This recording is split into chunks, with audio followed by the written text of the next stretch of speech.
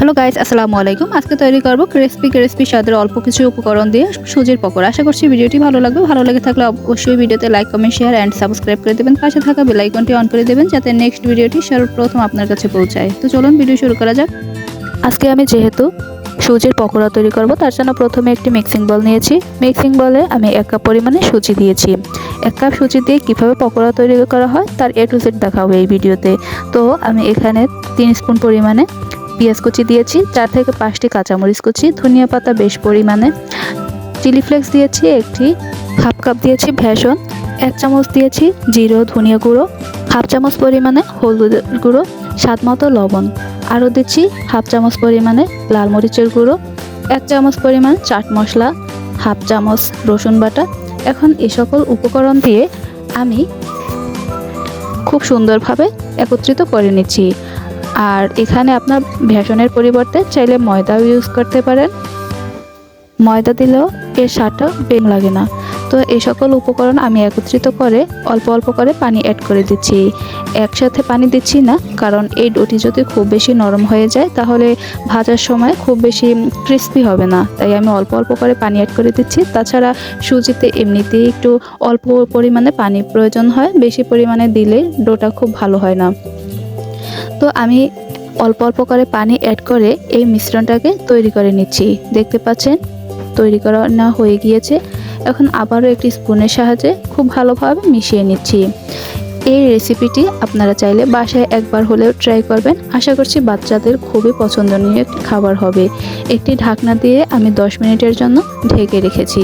10 minute পরে আবার ফিরে এসেছি।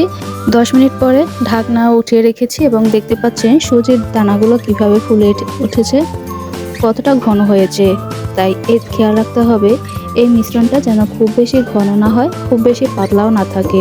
মিডিয়ামভাবে মেখে নিতে হবে। তো মিডিয়ামভাবে মেখে নেওয়া হয়ে গিয়েছে। এদিকে আমি আগে থেকে পর্যাপ্ত পরিমাণে চুলায় তেল গরম করতে রেখেছি। তেল গরম হয়েছে কিনা তা অল্প একটু সুজির দানা দিয়ে চেক করে নিয়েছি।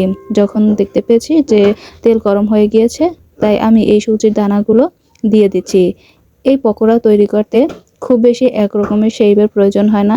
এগুলো যদি এবড়ো ডেবড়ো হয়ে যায় তাতেও কোনো প্রবলেম নেই। তবে সুজির দানা ভেজে নেওয়ার সময়, অর্থাৎ এই পকোড়া তৈরি করার সময় অবশ্যই চুলার হিটে মিডিয়াম রেখে ভেজে নিতে হবে।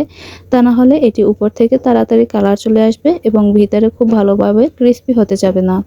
পকোড়া তৈরি করবেন আর ক্রিস্পি হবে না তা তো হয় না। এটিকে মিডিয়াম লো হিটে রেখে ভেজে নিতে হবে। আমি কিছুটা সময় নিয়ে ভেজে নিচ্ছি। আর কিছুক্ষণ পর পর এপিট ওপিট নেড়ে চেড়ে দিচ্ছি, যাতে এক পাশ খুব বেশি কালারফুল না হয়, অর্থাৎ দুই পাশ যেভাবে কালারফুল হয় সেভাবে আমি ভেজে নিচ্ছি। ভিডিওর মাঝখানে আমি একটা কথা বলি, আমি যেহেতু গ্রামে থাকি তাই আমার ভয়েস ব্যতীত অন্যান্য নয়েজগুলো প্লিজ অ্যাভয়েড করবেন। আমার ভিডিওগুলো যদি আপনাদের কাছে ভালো লেগে থাকে তাহলে অবশ্যই আপনাদের ব্যক্তিগত মতামত কমেন্ট বক্সে জানিয়ে দেবেন। আর আমার নেক্সট কোন ভিডিওটি দেখতে চান অবশ্যই কমেন্ট বক্সে লিখে দেবেন। তো এদিকে কথা বলতে বলতে পকোড়া ভেজে নেওয়া হয়ে গিয়েছে, তাই তেল ছেড়ে নিয়ে চুলা থেকে পকোড়াগুলো উঠিয়ে নিয়েছি। দেখতে পাচ্ছেন কতটা কালারফুল হয়েছে এবং কতটা ক্রিস্পি হয়েছে, তাই না? দেখতে কতটা অসাধারণ লাগে।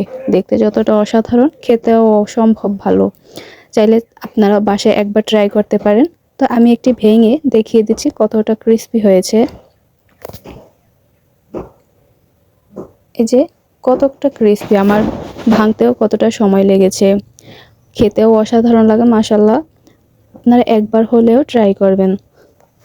তো আজকে আমার ভিডিওটি এ পর্যন্তই। ভালো থাকবেন, সুস্থ থাকবেন এবং পরবর্তী ভিডিও দেখার জন্য অবশ্যই ভিডিওতে like, comment, share and subscribe করে দেবেন।